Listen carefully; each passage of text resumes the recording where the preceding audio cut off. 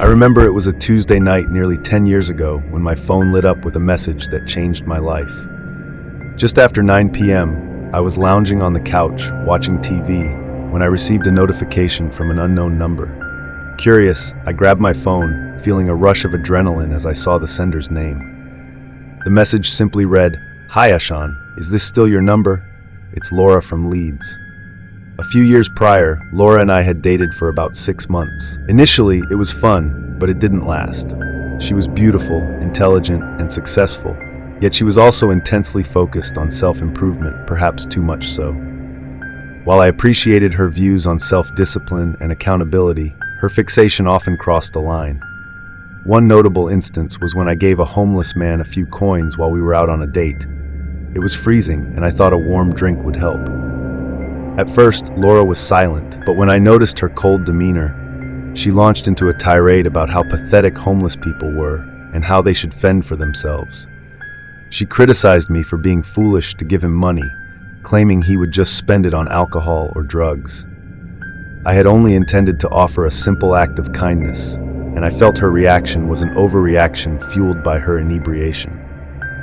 That incident marked the beginning of the end for us. As her work commitments increased, we began to drift apart. Eventually, she ended things. I was upset for a few days, but I soon realized I was better off without her. I deleted her number, moved on with my life, and re-entered the dating scene. When I finally felt ready to date again, a lack of success had turned into a major drought. By the time Laura texted me, it had been nearly 8 months since my last date. I remember staring at my phone, reading her message repeatedly, my thumb hovering over the keys. Suddenly, I heard a voice in my head, not literally, of course. "I'm not crazy," I told myself. "Don't do it. I know it's tempting, but don't do it, mate." Laura wasn't bad news exactly, but she was always a lot to handle, and I'd feel like a fool if I made the same mistake again. Still, my love life was a complete non-event, and curiosity tugged at me. I found myself drafting a reply. I typed something out and rewrote it 4 or 5 times until it sounded as neutral and casual as possible. "Hey, good to hear from you. What's up?" Her response arrived in just minutes. "I'll be honest," she wrote. "I didn't give us a real chance the first time around. I wasn't ready for a relationship, but I am now. I think about you a lot. Those months were some of the best I've had with anyone. If you're not up for it, I get it, but the offer is still on the table." I must have read it 3 or 4 times to ensure I wasn't misreading. I even went back to check that it really said Laura in her original message, because this didn't seem like her at all.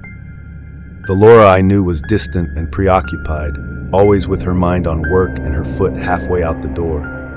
This message felt raw, honest, and a little vulnerable, and it knocked me off balance. I mulled it over for a minute or two, and the more I thought about it, the more the idea started to appeal to me. She wasn't wrong.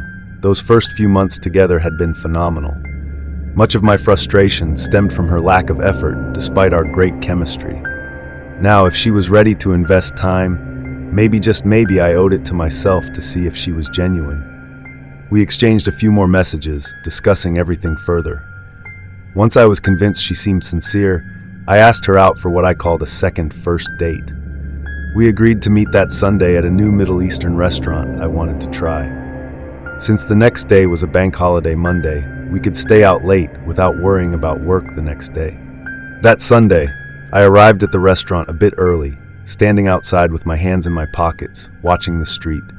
It was early May, so I was comfortable in just a shirt and jeans. I was content to wait for Laura, but as 5 minutes turned into 10, I began to worry she might have changed her mind. I checked my phone, no texts or missed calls from her. I felt a mix of relief and annoyance wash over me as I thought, classic Laura, big promises, no delivery. Just as I was about to text her, she appeared, hurrying around the corner, her heels clicking against the pavement. She looked stunning. Once a brunette, her sandy blonde hair was now swept back. She wore a black dress that hugged her figure perfectly. She had always been slim, going to the gym 3 times a week when we dated, but now she looked like she could be a fitness instructor, lean and strong as if sculpted. As she approached, she apologized for being late, mentioning that Pilates had run over. Then she added, "You look good." I must have blushed at that compliment, probably also because of how she looked, but her words really struck me. I thanked her, and she smiled with satisfaction. We walked inside the restaurant, and I felt like I had won the lottery. Dinner exceeded my expectations. The kitchen might have been halal, but their bar wasn't, and our Iranian waiter provided such excellent service that we ended up polishing off 3 bottles of wine by the time the dessert menus arrived. Laura was noticeably different. She laughed more, listened attentively, and asked genuine questions. The old Laura would have been glued to her phone or focused on work and self-improvement, but that night, she only mentioned work once and quickly caught herself, saying, "No, not doing that. No work talk, just us." I liked that version of Laura. I liked her a lot, and if this was how she approached dating now, I was all in. We shared half a dozen small plates, 2 mains and a dessert, finishing off a 3rd bottle of wine as the restaurant cleared out. When the bill came, it totaled a steep £190 minus the tip, but considering the wonderful time we'd had, it felt worth every penny. Laura reached for her bag and then paused. "I have a confession," she said. I smiled and replied, "Don't tell me it's the old 'I've forgotten my purse' gag." She didn't laugh and said, "No, it's not that. It's something else." The mood shifted suddenly. I leaned back in my chair, waiting for her to continue. She took a deep breath and began to explain when she had decided she was ready to start dating again. She tried the dating apps and met a guy who initially seemed great, but after a few weeks, he changed. He became jealous and controlling, and it wasn't long before she started fearing for her safety. Laura explained that she had ended things a few months ago, but he wouldn't leave her alone. Over the past few weeks, he had been showing up outside her flat late at night. "Sometimes I see him across the street, just standing there," she said, "and it's gotten worse lately. I'm scared." I expressed my sympathy and asked if she had contacted the police. She had, but since he hadn't broken any laws, there was little they could do. After sharing this, Laura hesitated and looked at me, saying, "Would you come back to my place just for a drink? Just to make sure he's not waiting. I'd feel better with you there." I should have said no. Despite the wine having gone to my head, the warning voice in my mind was back, louder this time, urging me to walk away. But Laura looked genuinely shaken, and I thought it would be unkind to just leave her and go home. Plus, I wasn't quite ready to end the night, and a few more drinks at her place sounded appealing. After I agreed, Laura gave me a relieved smile, and we called a taxi. We asked the waiter if we could wait inside for the cab, and since we'd spent nearly £200, he allowed it. About 10 minutes later, a black carrier pulled up a plain van with tinted passenger windows. As we stepped outside, the driver opened the larger passenger door and smiled. He informed us that this was the only free vehicle available, but assured us there would be no extra charge. I thanked him for the consideration and followed Laura into the middle row of seating before he closed the door behind us. We kept chatting as the driver got the people carrier moving, and I remember how Laura leaned into me during our small talk. Her arm brushed against mine, and I let it happen, feeling the familiar thrill of a date going well. I felt relaxed yet excited, the wine softening everything around the edges. Then I heard a soft rustle from the seat behind me, like someone moving. I turned my head, but before I could see anything, something snapped around my neck and pulled tight, biting into my skin. I grabbed at it, my fingers scrabbling, my lungs seizing up as my vision swam and blurred. That's when everything went dark. I woke up coughing, my throat burning. As I tried to speak, I realized my mouth was stuffed with a rag that tasted like oil and sweat. I struggled to open my eyes, but a blindfold pressed against them, tied so tightly it dug into my temples. I attempted to move my arms and legs, only to find my wrists and ankles bound with plastic zip ties that cut off circulation. Panic washed over me.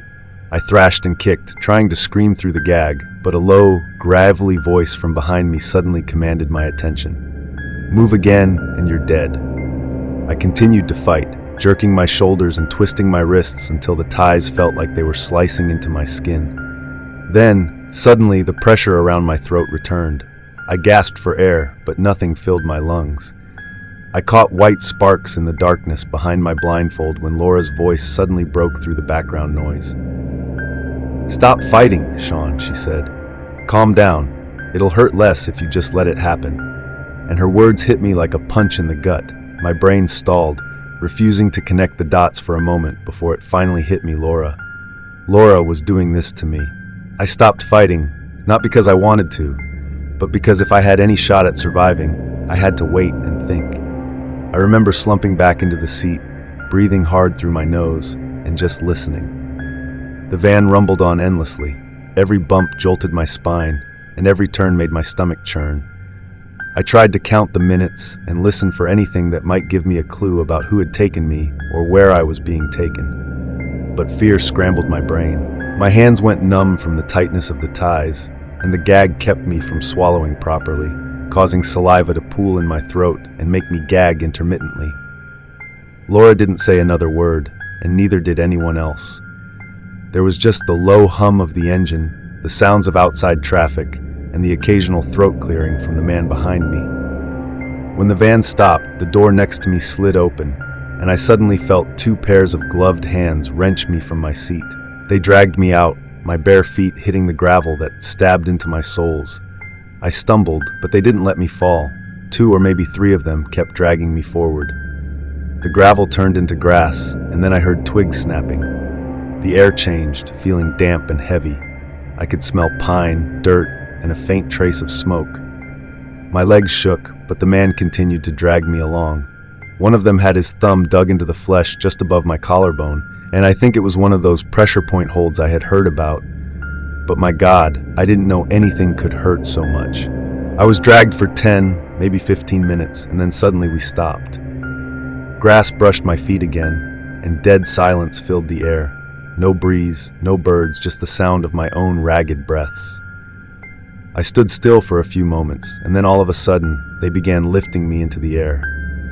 My stomach dropped as I went airborne, and then I felt wood under my feet as they set me on some kind of platform.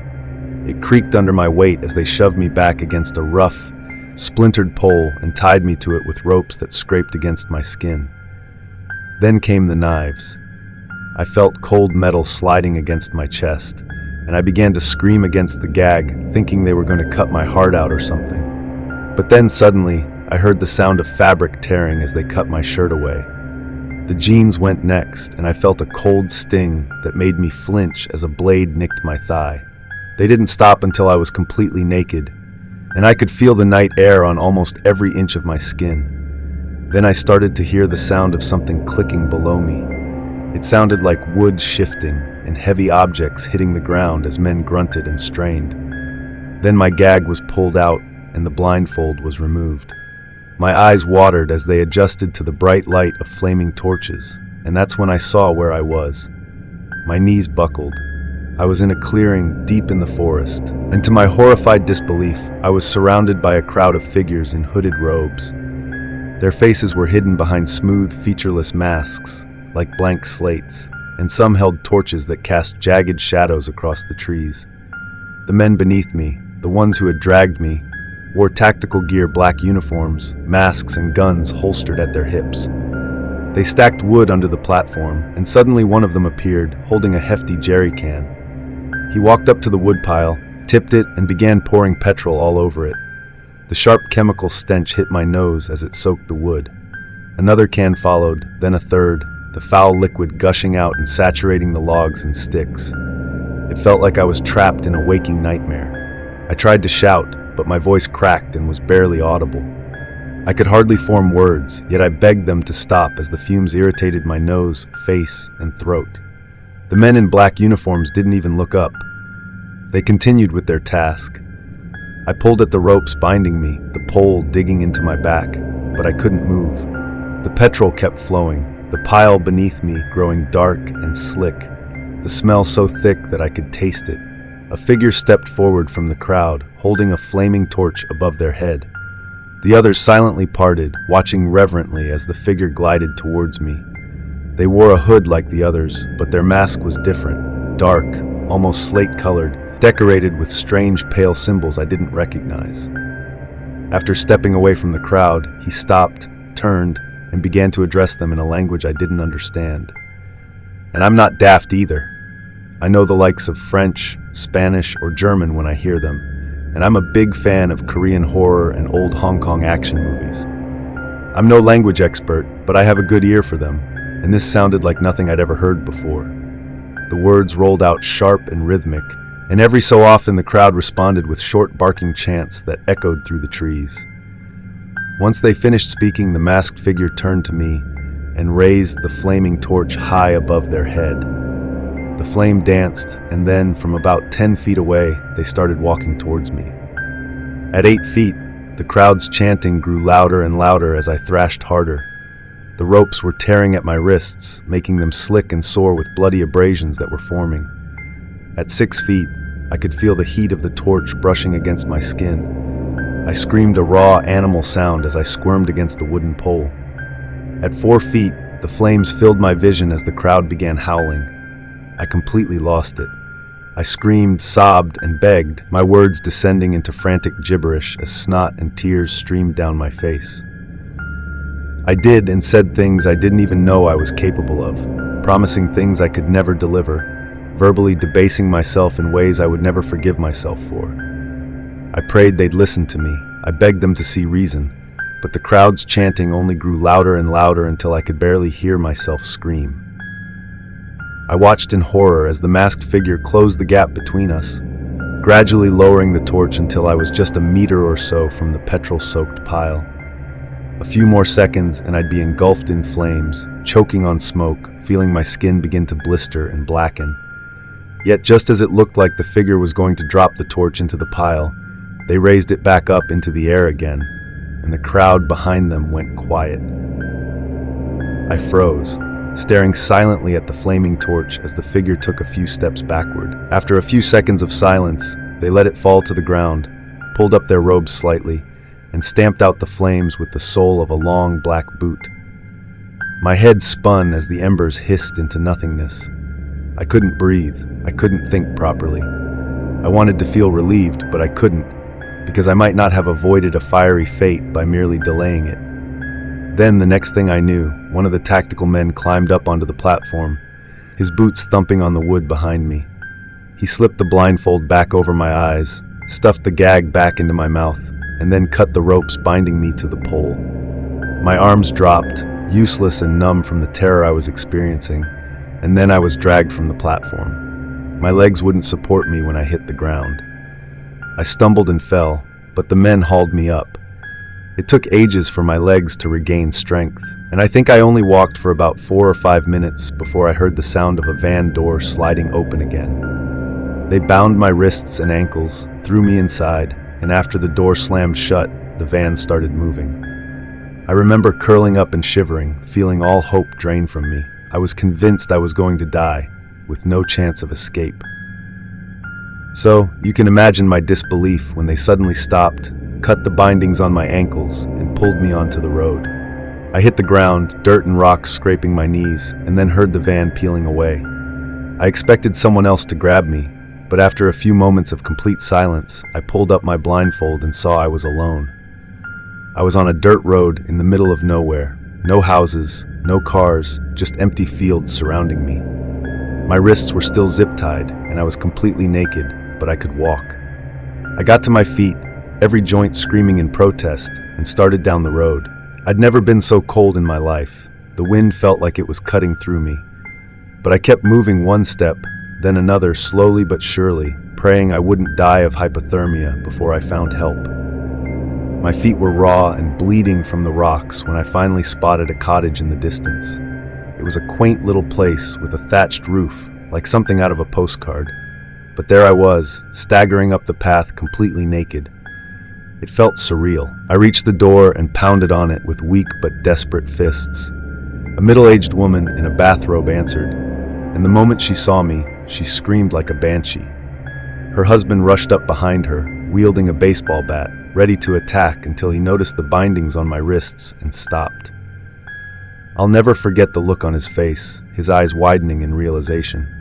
After a moment of shock, he muttered, "Jesus Christ," and ran back inside to grab something for me to cover myself with.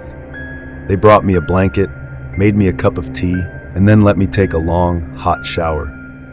While they called the police, the hot water stung my wrists, ankles, and the soles of my feet.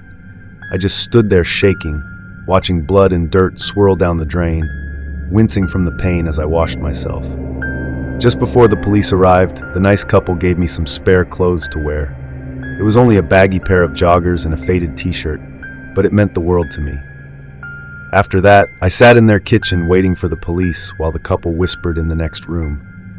When the lone officer arrived, I thanked the couple for all their help and we walked to his patrol car.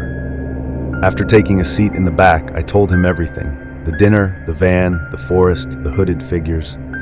He wrote it all down and then asked in a very flat tone, "How much did you have to drink tonight?" I replied, "We drank 3 bottles, split pretty evenly." I was drunk, but I wasn't smashed, and I most certainly hadn't blacked out either. He didn't argue, but I could tell he didn't buy it. They tracked down Laura and the taxi driver, but their stories didn't match.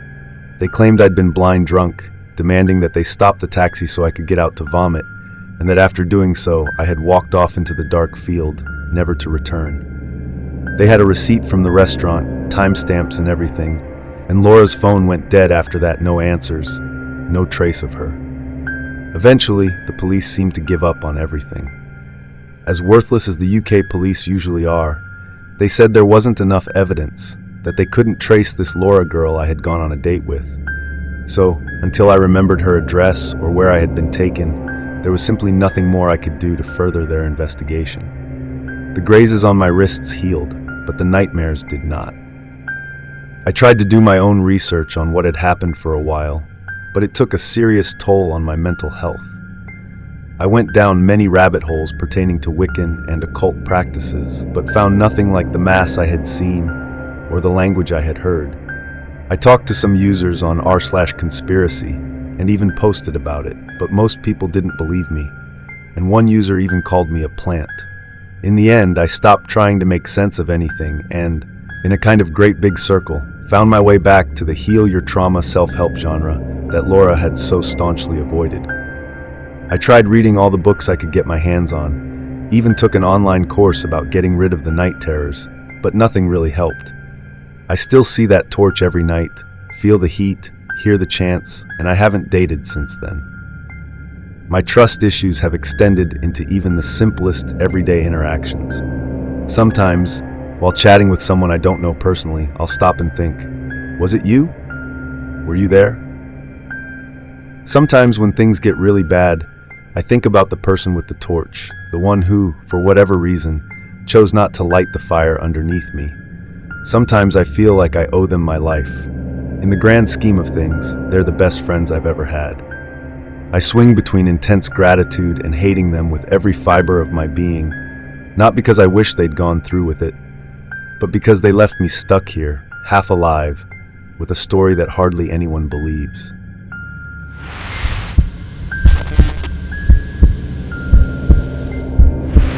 I met him on a dating app. His name was Ryan, and at the time, I thought he was everything I'd been searching for.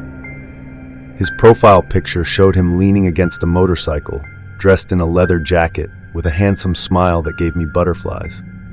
We matched, and within a day, he messaged me, "Hey, you seem cool. Want to grab coffee sometime?" I was 24, working a steady job at a marketing firm, and I was tired of the flaky guys I had been encountering. Ryan seemed different. Our first date was at a cozy cafe downtown. He arrived on time, ordered a black coffee, and asked about my life, my job, my family, and my dog Milo.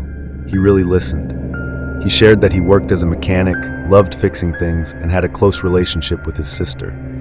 By the end of the night, he walked me to my car and kissed me soft, quick, and respectful. I drove home grinning like an idiot. For the first few months, he was perfect. He texted me, "Good morning," brought me takeout when I was stuck late at work, and surprised me with thoughtful gifts, a keychain shaped like Milo's breed, and a playlist of songs I liked. We spent our weekends sprawled on my couch watching movies or driving to the coast to walk along the beach. He held my hand. His grip was firm yet warm, and I thought, this is it. This is how it's supposed to feel. But around 6 months, things began to change. It started subtly. He would ask where I was going and if I was heading out with friends. His tone was casual, but his eyes conveyed a different message. "Just curious," he'd say. But it didn't feel curious. It felt like something more sinister. We'd be laughing over drinks, and I'd glance up to find him standing by the door, watching me. "I thought I'd surprise you," he said one time, flashing that same handsome smile, but it no longer reached his eyes. They were cold. By month 8, his possessiveness had morphed into something darker. We began to argue over trivial matters, like my not texting him back quickly enough. His voice would drop low and tight, as if he were holding back anger. One night, after he exploded over me having dinner with a male coworker, I told him I needed space. He grabbed my wrist, not hard enough to bruise, but enough to make me freeze. "You don't get to walk away from me," he said. I yanked my arm free and locked myself in the bathroom until he left. The next day, he sent flowers with a note that read, "I'm sorry, I just love you too much." I wanted to believe him, but a pit in my stomach warned me otherwise.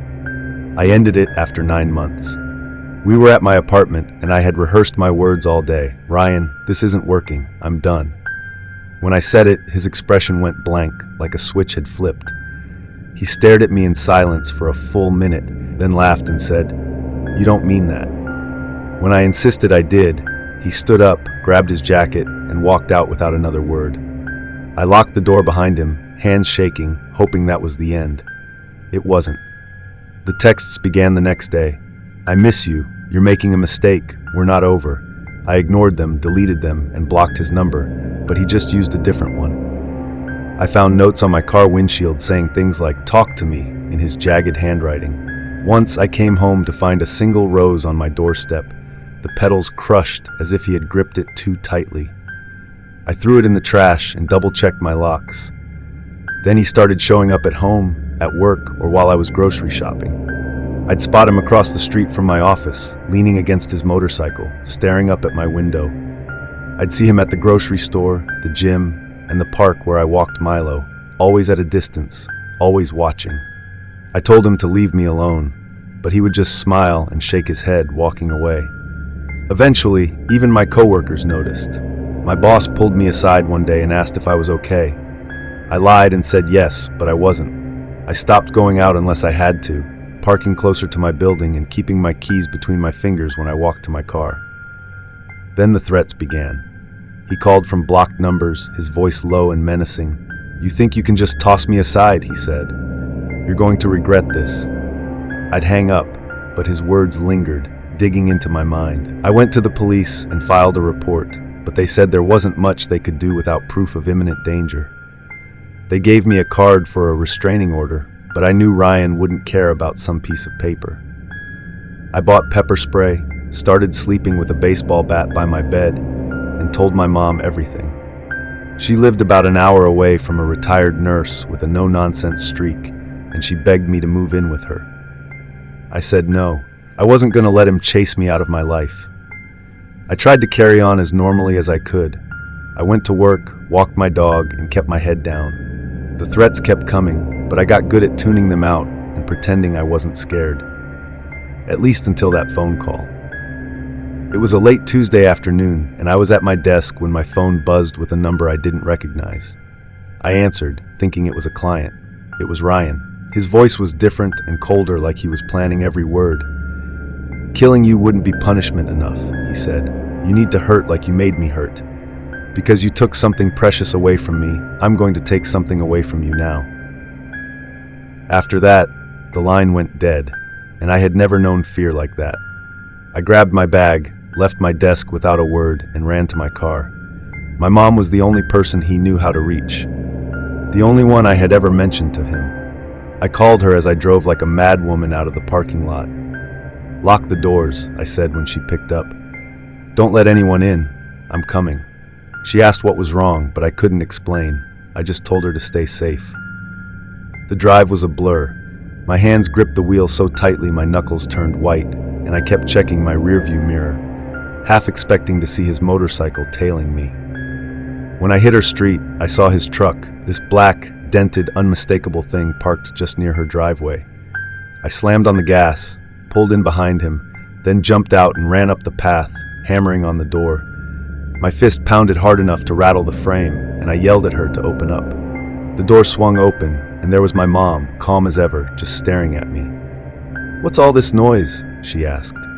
I pushed past her, my shoulder bumping into her, and rushed into the kitchen.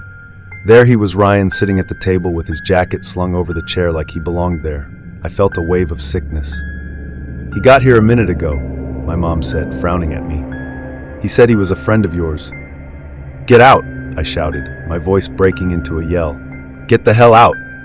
He stood up slowly, raising his hands as if he were innocent. "I don't know what's wrong with you," he said, feigning confusion and charm. "I just needed to make a call." As he grabbed his jacket and headed for the door, he turned back and winked at me, a gesture that felt menacing, like he was saying he could do whatever he wanted. I locked the door behind him, my hands shaking, and then I told my mom everything, the details I had previously spared her. She wanted me to stay the night, but I couldn't. I needed my own space, my own fight. I drove home, checked every room and window, and sat with the baseball bat across my lap until dawn. The harassment didn't stop. He would call, leaving voicemails, sometimes threats, sometimes apologies. I'd spot his truck parked down the street from my apartment, empty but feeling like a warning. I eventually got a restraining order and kept filing reports, but it felt like shouting into a void. He was always one step ahead, just out of reach, and the police were useless. Then one day, it all seemed to stop. No calls, no notes, no sightings. I waited for the other shoe to drop, but weeks passed, then a month, and there was nothing. I finally felt like I could breathe again, to sleep without that stupid bat. One afternoon at work, as I scrolled through my phone on break, I saw it. A mutual friend had posted a photo of Ryan with his arm around a girl I didn't recognize, smiling at some bar. She looked happy, oblivious, and reminded me of myself. I stared at her face, the way he smiled at her, and felt sick again. I knew what he was capable of, what he would do when the mask slipped. I considered warning her, but I knew he'd figure out it was me if I used my name. So I created a new Facebook profile with a fake name, no picture, and looked her up to message her. Her page was public, filled with selfies and posts about her job at a daycare. I quickly typed, "Be careful with Ryan. He's not who he seems. Get out while you can, hit send, and watch it mark as seen." Then I logged out and deleted the account. I don't know if she listened. I don't know if she's okay. A part of me wants to check, but I stopped myself. I'm free of him for now, and I think that's enough. I still double-check the locks on my doors and glance over my shoulder whenever I walk to my car, because I know he's out there and I know he doesn't forget.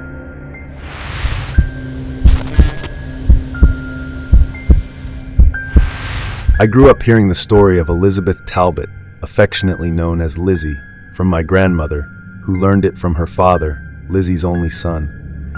This tale has been passed down through our family for nearly a century, shared over kitchen tables and porch swings. It carries a quiet weight, not just as a story of survival, but as a testament to how my great-grandmother forged a life against overwhelming odds. Over the years, I've pieced together the narrative, filling in gaps with both learned details and my imagination. So as I recall it, this is the story of poor Lizzie Talbot. In 1899, 22-year-old Lizzie lived just outside Chattanooga, Tennessee, in a small clapboard house with a tin roof that rattled in the wind. That spring, she married Henry Higgins, a broad-shouldered man with an infectious laugh who worked at the lumber mill by the river. They weren't wealthy, but they had enough of a small garden, a couple of chickens, and a bed shared under a quilt sewn by Lizzie's mother. I picture her by the stove, stirring a pot of beans as Henry comes home from work, his boots heavy on the floor and his clothes smelling of sawdust and sweat. They were happy and looked forward to a bright future together. Then, one summer afternoon in 1900, everything changed. Henry was at the mill hauling logs when a chain snapped, sending a load of timber crashing down on him. A beam struck his head, cracking his skull. His co-workers rushed him to a doctor on a stretcher, blood soaking through the bandage wrapped around his head. The doctor promised to do everything possible, but offered no guarantees. Lizzie sat by her husband's side for days, wiping his forehead with a damp cloth and praying for his recovery.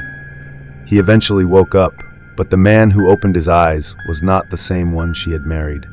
The doctors assured her he would heal and that the swelling would subside, but they didn't warn her about the deeper damage. Initially, Lizzie noticed only subtle changes, but soon they became pronounced. Henry began to snap at her over trivial matters, like burnt biscuits or a chair left out of place. When he was angry, his hands would clench into fists, and he would pace the house like a caged animal, barking at her perceived failures. He began drinking heavily, frequenting taverns and saloons until the early hours of the morning. There were nights when he didn't come home at all. Lizzie would lie awake, listening to the crickets outside, worrying about where Henry was. When he finally stumbled in, reeking of whiskey and cheap perfume, he would shove her against the wall by her throat if she asked too many questions.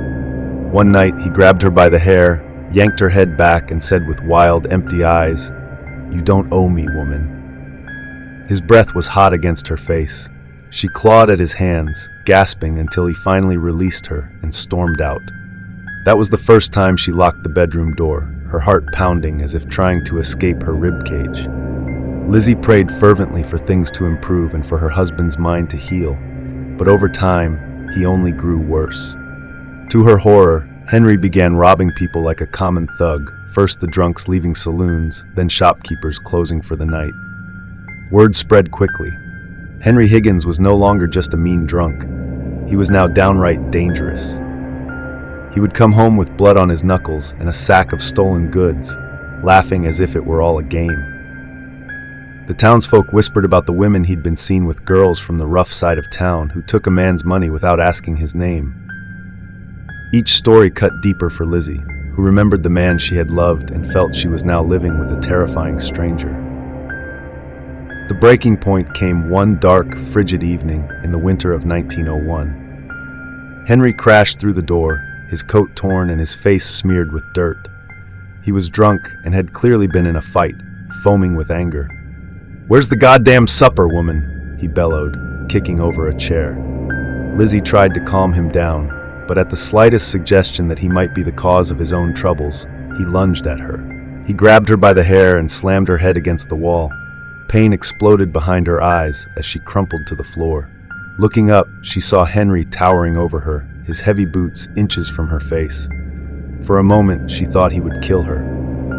Instead, he spat on the floor next to her and slammed the door shut as he left. Lizzie lay there, tasting blood, and realized she had to run.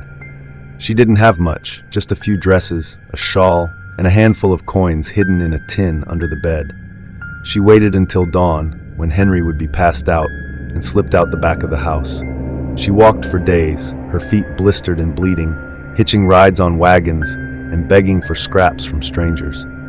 She didn't care where she was going. She just needed to be far away from Henry.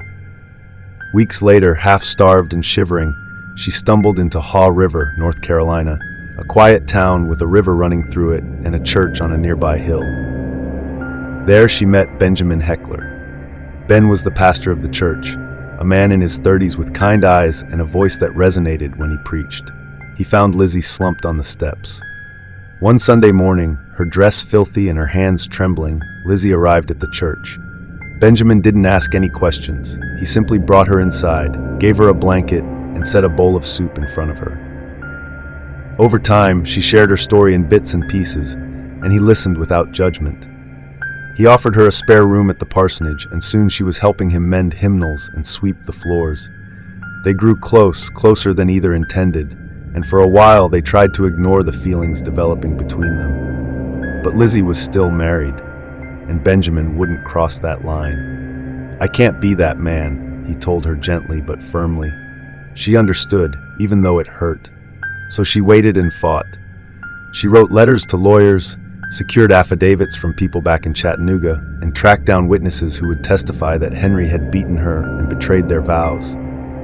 It took years, but finally, in the early spring of 1902, a judge granted Lizzie an annulment, declaring her marriage to Henry null and void. She was free. That summer, Lizzie and Benjamin married in the church where they had first met. It was a small wedding with just a few townsfolk, a wooden cross on the wall, and vows they meant with every word. A year later, in 1903, she gave birth to a boy named Samuel. He was a quiet baby, with his father's dark hair and his mother's bright blue eyes. For a time, life was good. They had a little house by the river with a porch where Lizzie would sit and watch Samuel play in the yard. Benjamin would come home from the church, kiss her forehead, and they'd share supper together. It was their own little slice of heaven. But then, in the fall of 1905, disaster struck. I picture Lizzie in the kitchen when she heard the sound of horses' hooves pounding the dirt, growing louder until they stopped right outside her home. She wiped her hands on her apron and stepped toward the window to pull back the curtains. There were 6 men, maybe 7, all on horseback, their faces shadowed by wide-brimmed hats. One of them swung down from his horse, boots hitting the ground. Then Lizzie heard his voice rough and familiar, like a knife dragged across stone. "Lizzie, you in there, woman?" At the sound of her name, her stomach dropped. She had never forgotten that voice, how it could turn from a laugh to a growl in an instant. It was her ex-husband, Henry Higgins. Lizzie backed away from the window, her hands shaking so badly that she knocked a plate off the table. It shattered on the floor, and little Samuel began to cry in the next room. The men outside laughed, and Henry shouted again, "Come out, woman! I've been looking for you." The door rattled as someone pounded on it, and Lizzie froze. She could hear the clink of spurs, the creak of leather, the low murmur of the posse. They weren't here to talk. They were here to take her, or worse. Her mind raced back to Chattanooga, to the nights she had cowered under Henry's fists. Now he was here with men who would shoot first and ask questions later. The walls seemed to close in and her chest tightened, until she could barely breathe, and then suddenly, her current husband burst into the room. Benjamin's face was pale but determined. He grabbed a shotgun from the corner, the one he kept for hunting, and took cover near a window. "Lizzie," he said, his voice low and urgent, "take Samuel, and when I say, you run out the back." She started to argue, but he cut her off. "Wait till you hear the shot. They'll be distracted. Then run and don't look back." Lizzie nodded, tears stinging her eyes, and scooped Samuel from his crib. The boy whimpered, clutching her neck, and she crept to the back door to wait for her husband's signal. Benjamin shouldered his shotgun, parting the curtains just enough to aim. Outside, Henry was pacing. "You can't hide forever, Lizzie." He fired a pistol into the air, the crack splitting the night. Benjamin looked at her, his eyes steady despite the fear. "I love you, Lizzie," he said, and then he pulled the trigger. The shotgun roared, the glass shattered, and Henry Higgins fell down dead. The posse yelled, guns firing wildly while Lizzie bolted out the back. She ran as fast as she could, her baby bouncing in her arms as her bare feet pounded against the cold ground. She didn't stop to see if Benjamin was alive. She couldn't because there was no time. She just kept going through the trees down to the river until the sounds of gunfire behind her faded. With nothing but her son and the clothes on her back, she made her way north, traveling by foot and through the kindness of strangers until she reached Richmond, Virginia. It was a much bigger city than Haw River, a place where she and her boy could disappear. She found work sewing in a factory, rented a tiny room above a bakery, and made sure her young son received an education. Samuel grew up there, a boy who never knew his father but carried that same quiet strength. Lizzie raised him alone, telling him stories of Benjamin's courage and how he had saved both of their lives. Elizabeth Talbot passed away peacefully in her sleep in 1940. By then, Samuel was a man with a family of his own, and when she was ready, he passed the story down to my grandmother, who told it to me. When I was a kid, sitting on her lap, I would hear the stories. It's been almost 100 years since that night in Haw River, and all those involved have long since passed. But the story of Lizzie's fear, Benjamin's sacrifice, and the life they built before it all fell apart will live forever. I think about her sometimes, running through the dark with my great-grandfather in her arms, and I wonder where she found the will to keep going. Maybe it was love, or perhaps it was just stubbornness. Either way, that's why I'm sitting here now, typing this out and keeping her story alive for another generation. After hearing these true stories, would you still dare to date online? Support us by like and subscribe so we can keep the channel going and growing. Thank you, and see you next time.